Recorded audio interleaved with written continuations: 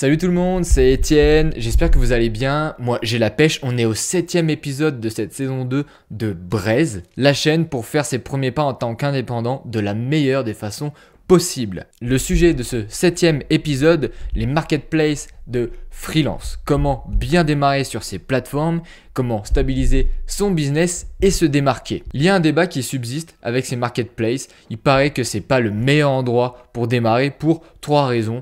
Les prix, on les tire généralement vers le bas. Pour la typologie de mission, c'est pas forcément les meilleures missions qui tombent sur ces plateformes-là. Et on a un peu l'effet d'un catalogue. On a l'impression de choisir un produit parmi tant d'autres et c'est celui qui a le prix le moins cher qui l'emportera. Laissez-moi vous dire que je suis complètement contre ces avis. Et il y a plein de contre-exemples, notamment l'un que je vous invite à aller voir, c'est dans le premier épisode de cette saison.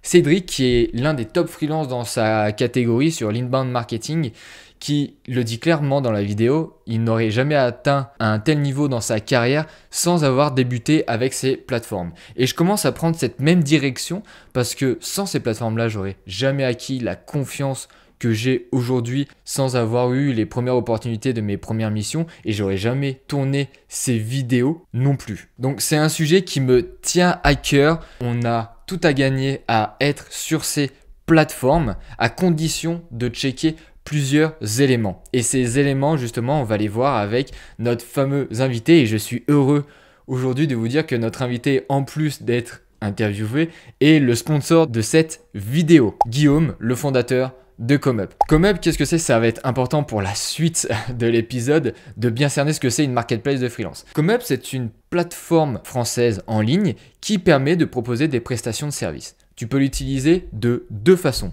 La première façon, c'est il te manque des compétences en interne pour développer un projet, un business. Tu vas sur cette plateforme et tu as le choix entre une multitude de prestations de services. Tu as juste à aller voir les profils qui t'intéressent et à travailler avec un freelance. La deuxième solution, c'est de proposer toi-même tes prestations de services et de commencer ton activité en ligne. Et c'est sur ce sujet-là que la vidéo va traiter. On verra, Guillaume, c'est un serial entrepreneur, il a pas mal d'expérience. Chacun de ses projets, il était plus ou moins précurseur sur le sujet et il a bercé mes années au collège, notamment avec la création de VDM. C'est un peu l'anecdote que j'aime bien sur Guillaume, je le laisserai le présenter. Sans oublier notre deuxième sponsor, Indy, une application lyonnaise et gratuite qui permet à des milliers d'indépendants de se simplifier la vie administrative. Et ils le font de la meilleure des façons possibles. Ils automatisent ta comptabilité et tes déclarations fiscales. Tout est dans la bio, je t'invite à aller checker. Et sur ce, je parle bien trop, je te laisse avec Guillaume.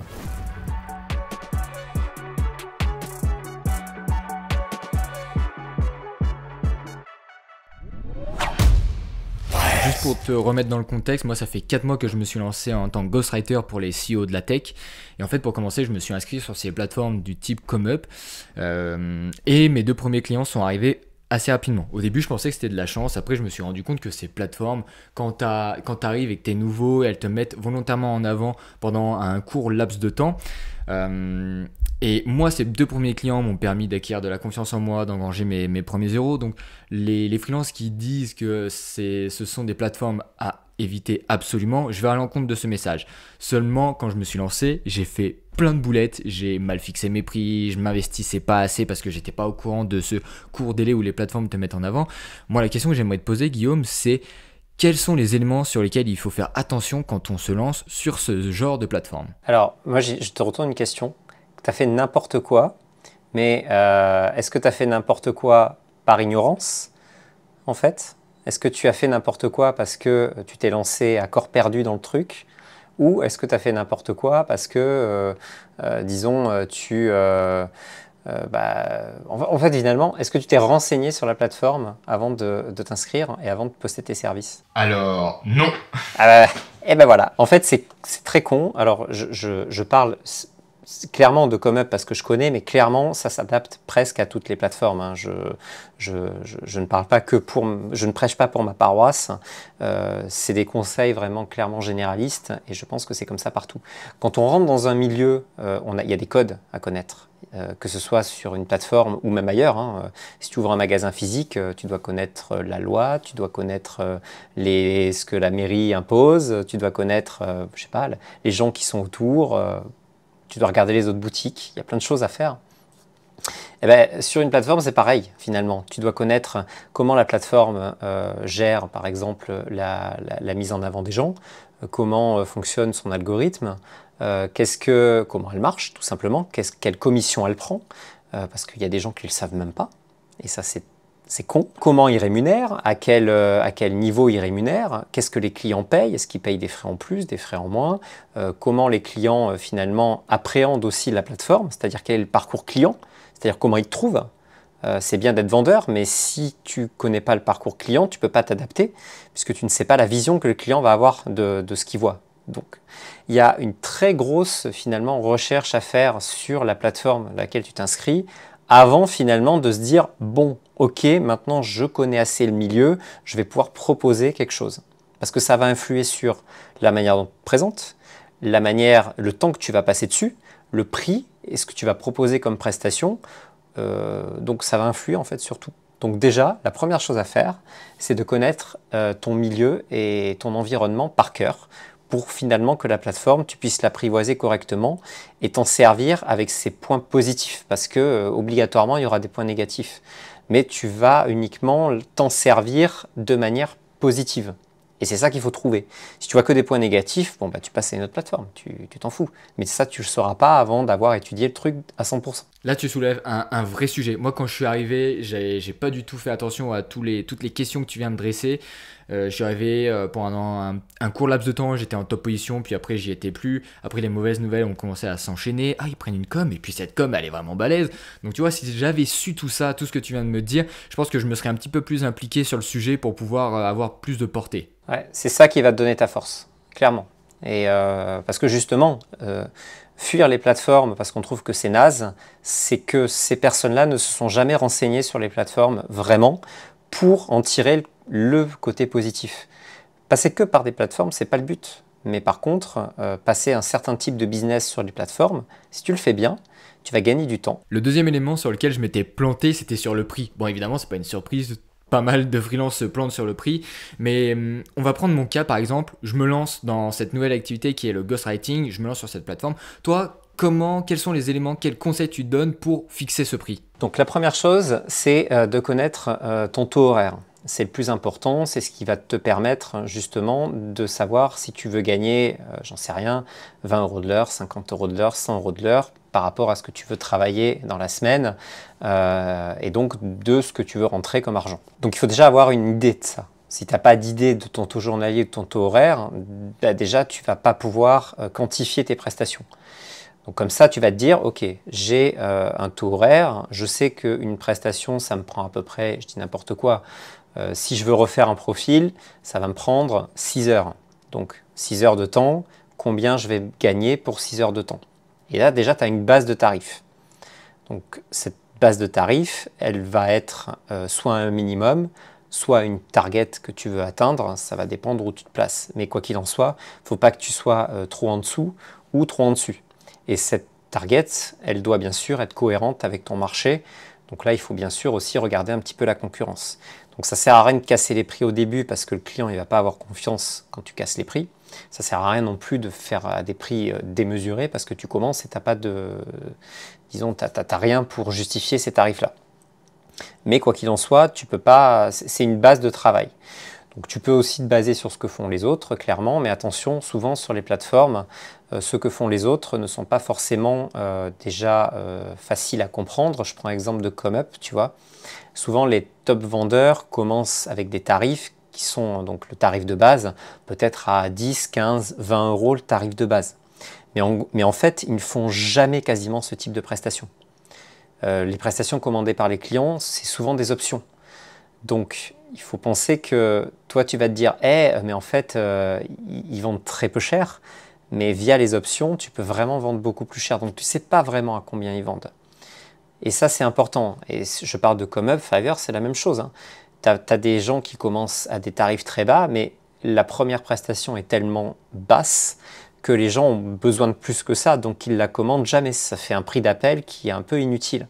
Donc on se bat, nous, un petit peu contre ça, parce qu'on trouve que mettre un prix, continuer avec un prix de base à 5 euros, maintenant sur ComeUp, hein, tu peux commencer à peu près n'importe où tu veux.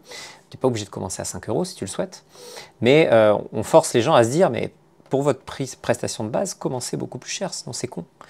Et donc, justement, ça revient un petit peu à ton prix et à comment établir tes tarifs. En fonction de la plateforme, sur ComeUp, tu ne vas pas proposer la même chose que sur Balt, tu ne vas pas proposer la même chose que peut-être que sur ton site perso, tu ne vas pas proposer la même chose qu'ailleurs. Mais quoi qu'il en soit, tes offres doivent graviter autour de ton taux horaire. Donc, définis ton taux horaire et après, tu définis les prestations que tu fais et tu tournes autour de ton taux horaire pour arriver à ta target à la fin du mois. Sur Fiverr et ComeUp, c'est comme ça que ça se passe. C'est pas du tout le prix d'appel qui se vend, et encore moins quand il est à 5, 10, 15, 20 euros. C'est aussi pour ça que ce genre de plateforme a peut-être, mais pas forcément super bien vu. Mais on est là aussi pour combler un vide entre des gens qui ont des petits besoins et des freelances qui veulent uniquement travailler pour 1000 ou 2000 euros. Il y a souvent un gap entre moi, je veux que des gros contrats, mais on a plein de gens qui ont que 100 ou 150 euros pour faire des choses. Mais pour 100 ou 150 euros, tu peux très bien passer 2 heures avec ce client-là. C'est rentable. Donc c'est là où ComeUp, Fiverr ou ce genre de plateformes sont là pour ça. Elles sont là pour que tu construises une offre qui va te prendre 2 heures de temps et que tu vas tarifer à ton taux horaire de, par exemple, 75 euros par heure. Et là, tu vas proposer quelque chose à 150 euros, mais bien sûr qui va être beaucoup moins important qu'une commande à 2000 ou 3000 balles, mais finalement qui t'aura pris 2 heures. Puisque la plateforme se charge de tout le reste. Hein. Elle se charge du devis, elle se charge de la facturation, elle se charge de te payer. Tu n'as pas à relancer le client pour qu'il te paye parce qu'il va te payer à J plus 90. Tu n'as rien à faire. Et c'est là où est l'avantage. Justement, moi j'utilise ComeUp justement dans ce but-là. J'ai pas le même budget que les grandes entreprises, donc du coup, quand j'ai un petit besoin, ça m'est très avantageux. Et le plus souvent, c'est que je prends les options qui sont aussi très importantes. C'est là où le jeu des options est à ne pas négliger sur ce genre de plateforme. D'ailleurs, on en parle avec Cédric Costa de comment fixer son prix en fonction du marché dans lequel on se trouve et des clients avec lesquels on traite en face. Je mettrai l'épisode en lien parce que c'est assez important. Et la troisième erreur que j'ai fait sur ce genre de plateforme, c'est les avis clients, les négliger. Quand je me suis rendu compte des sommes astronomiques que représentaient les commissions sur certaines plateformes, j'ai voulu jouer au petit malin, j'ai sorti mes clients des plateformes pour pouvoir éviter ces commissions. Juste après, je me suis rendu compte que ça me déclassait encore plus fort. Donc là, Guillaume, 2 questions en une. La première, c'est quelle est vraiment la place véritable des avis clients sur la plateforme, et de 2, sur les commissions, comment ça marche, qu'est-ce qui se passe derrière. Je sais que tu es fan du sujet, donc je suis fan du sujet parce que ça a été l'un des... tu sais, quand tu montes un projet, souvent, tu écris un peu dans le marbre des préceptes sur lesquels tu tiendras. Et la commission, c'est un truc qu'on a toujours tenu, c'est que nous, on souhaitait que les freelances soient toujours payés à leur juste valeur, tant que, bien sûr, nous, on gagnait quand même un peu d'argent. Et on a dit, ok, donc on va prendre 1 euro de commission, quel que soit le montant de la commande. Et on fera toujours ça. Alors, on a un petit peu évolué, attention, puisque maintenant, il faut avoir un abonnement pour être, disons, à 7 euros de commission. Mais finalement, la plateforme a toujours un coût fixe pour le freelanceur. Soit elle coûte 8 euros par mois, soit elle coûte 35 euros par mois hors taxe. Et elle ne te coûtera jamais plus cher. Donc il n'y a pas un jour, si tu as une commande à 1000 euros, tu ne vas pas dire « j'ai 200 euros de commission ». Ça n'arrivera jamais, puisque si tu as une commande à 1000 euros, tu auras 999 euros. Et c'est ça qui est très important pour nous, c'est que le coût fixe de la plateforme, il doit rester. On est un outil, on est comme une connexion Internet, on doit coûter toujours le même prix aux freelances, parce que nous, de gérer une commande à 10, 50, 200 ou 2000 euros, c'est la même chose. Et c'est pas plus cher pour nous. Donc il n'y a pas de raison qu'on prenne plus aux freelances pour ça. Donc ça, c'est la première chose. Donc sur ComeUp, à partir du moment où tu as un abonnement, c'est 1 euro de commission, quel que soit le montant de la commande. Avec 1 euro, qu'est-ce qu'on fait? On traite les litiges, on gère les paiements, on relance les clients si nécessaire. Si tu as un problème, tu nous contactes. On répond en général honnêtement, en journée, par email, en 1 heure, on répond. Ton client, il peut nous contacter aussi si jamais il a des problèmes. Bref, en fait, on gère tout ce qui peut être chiant pour un freelance, et ça pour 1 euro. Et en plus, quand tu termines une commande, tu peux avoir un avis. Mais nous, l'avis, ce n'est pas le plus important. En fait, quand tu termines une commande, tu fais un chiffre d'affaires, et c'est ce chiffre d'affaires qui va te faire augmenter sur la plateforme. Donc finalement, de terminer une commande sur ComeUp, même sans avis, finalement, ça va te faire monter dans le classement. Donc pour 1 euro, quel est le freelance assez bête pour se dire je vais sortir mon client pour gagner 1 euro et finalement pour pas monter dans les classements de la plateforme? C'est quelqu'un finalement qui ne se serait pas renseigné sur le fonctionnement de la plateforme. Sur d'autres types de plateformes qui sont à 100% au commissionnement, je peux comprendre disons, l'envie de sortir le client quand il y a une commande à 1 000 euros qui tombe. Oui, là c'est différent. Il y a, on va dire, le petit ange et le petit démon qui est là et qui dit sors le client. Non, ne le sors pas, ça va t'aider. Mais sors le client, ça te fait 200 euros en plus. Donc tu vois, il y a des choses qui se passent différemment. Donc c'est nous, on n'a pas voulu ce genre de choses. Alors il y en a qui continuent quand même à sortir leurs clients, mais ils sont beaucoup moins nombreux. C'est en général des vendeurs qui ne se rendent pas compte de l'idiotie de la chose par rapport à notre système. L'avis, finalement, c'est comme un avis, c'est très important parce que le client lit énormément les avis. Donc, ramener des clients sur une plateforme, quand tu commences et que tu en as à l'extérieur, c'est souvent une bonne idée. Mais est-ce que tu vas les ramener sur Malte ou sur un Fiverr qui te prennent 25%? Pas sur une grosse commande, tu vois. Mais souvent, en fait, sur les plateformes, tu as, on va dire, vois ça comme un océan avec une fosse énorme à 11 000 mètres. Tu sais, c'est la fosse des Mariannes. Donc, au fond, tu as tous ceux qui n'ont jamais vendu et qui ne se sont jamais occupés de leur profil. Donc, ils font aucun effort. Et ça, c'est entre 3 000 et 11 000 mètres, tu vois. Donc, à partir du moment où tu fais une vente, bah, tu passes de 11 000 mètres, tu passes en général entre 3 000 et 2 000 mètres. Donc il suffit que souvent tu fasses une commande et que tu aies un avis pour finalement te retrouver beaucoup plus au-dessus que les autres sur une plateforme. Je parle pour ComeUp, je pense que c'est pareil que ça fonctionne sur le reste. Donc amener 1, 2, 3 clients au début, je pense que c'est vraiment bien. Après, garde tes clients à l'extérieur, à part si pour eux c'est plus facile de payer sur une plateforme qui ne te coûte pas grand chose et qui gère ta facture. Donc par exemple, on édite les factures pour toi, donc tu n'as même pas besoin de faire de la facturation, tu les télécharges, tu les files à ton comptable, c'est fini. Donc si toi tu préfères ça pour 1 euro par document, bah, passe par ComeUp, tu vois. Et d'avoir des avis, donc ça c'est intéressant. Donc vois encore une fois l'avantage de la plateforme, vois combien elle te prend et en fait combien te prend le coût d'un avis que tu vas avoir pour faire venir un client sur ta plateforme. Et comme ça tu regardes ta progression après, tu vois, tu dis ah bon là j'ai fait un client, j'y ai fait une commande à 300 balles, mais par contre je suis passé de la position la page 10, je suis passé à la page 3. Donc qu'est-ce que je fais si je ramène un autre client encore à 300 balles, est-ce que je passe en page 2?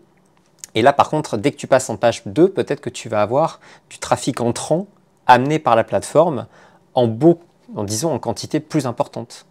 Et là, bah, si tes tarifs sont bons, si ton profil est bon, tu vas avoir des nouveaux clients. Magique. Moi, dans mon cas perso, il y a eu des mois où j'étais en top position et là, forcément, il y avait de la demande client et des mois où j'étais quand même en top position, mais zéro demande, 1 mois, 2 mois. Donc là, j'ai commencé à m'inquiéter. C'est là où le sujet de la prospection commence à rentrer en jeu. C'est pour ça qu'il y a 2 épisodes sur le sujet sur la chaîne de Braise. J'en parle avec Valentin sur la prospection par mail et la prospection par LinkedIn avec Christian de chez Scalesia. Là, en l'occurrence, Guillaume, ce que j'aimerais te demander, c'est pendant cette phase de creux sur ce type de plateforme, comment on peut faire pour redynamiser un petit peu cette demande cliente qui s'est un peu essoufflée? Est-ce qu'il y a des choses à surveiller, des actions spécifiques à faire? Déjà, il faut comprendre pourquoi tu as ce creux. Est-ce que c'est dû à toi ou est-ce que c'est dû à quelqu'un d'autre qui t'a doublé?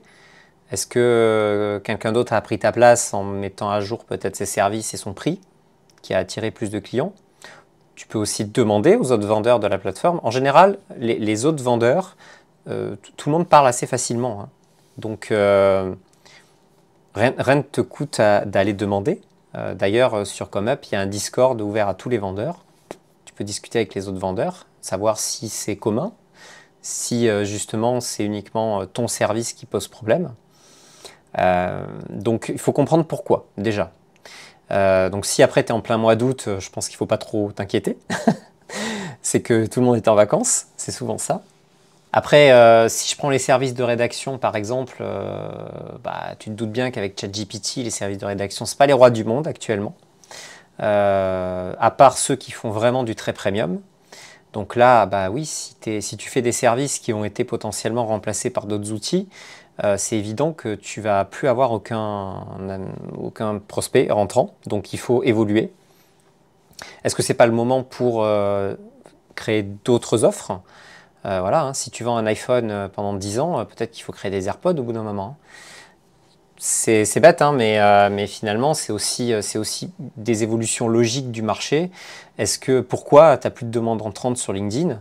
Il y a peut-être une raison autre que la plateforme. Souvent, on blâme la plateforme, mais est-ce que c'est vraiment la plateforme le problème? Est-ce que c'est pas autre chose?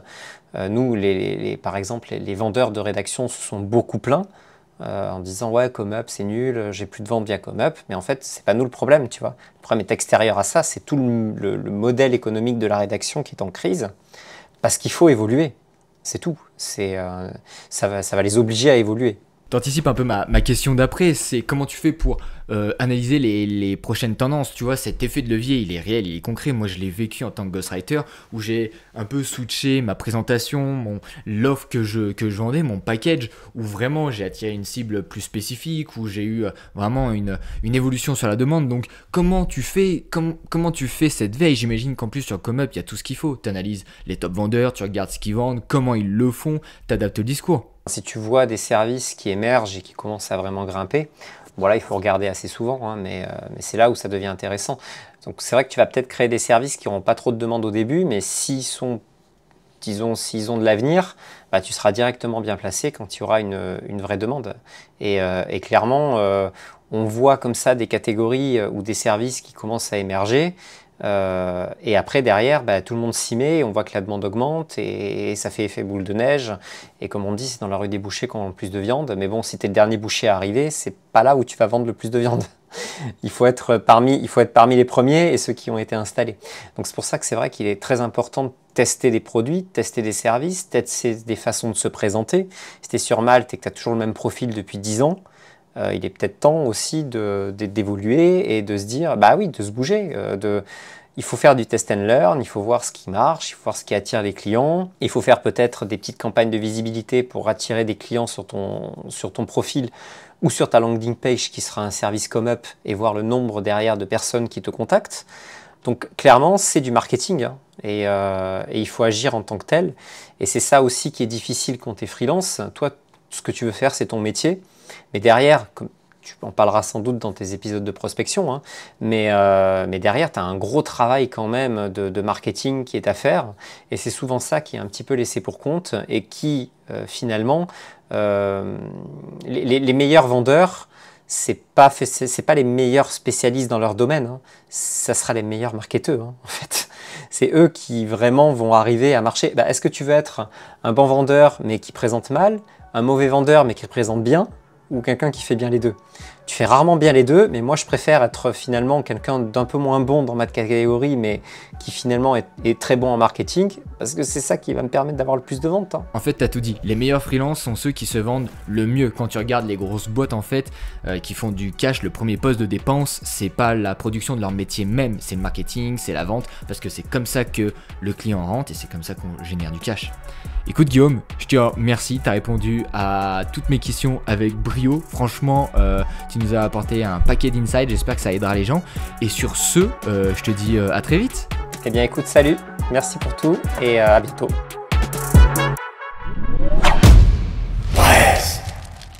Merci à vous d'avoir regardé l'épisode, j'espère qu'il vous a plu. N'oubliez pas de vous abonner, liker, commenter, ça soutient énormément le projet, sachant qu'il y en a d'autres qui vont très vite arriver. Mettez en commentaire les prochains sujets sur lesquels vous voulez que je parle. Vous pouvez me retrouver sur LinkedIn où je partage tous les tips, conseils et les mindsets des entrepreneurs que j'interview, en plus de mon quotidien, de ma vie d'indépendant et de ghostwriter. Et sur ce, je vous dis à la prochaine.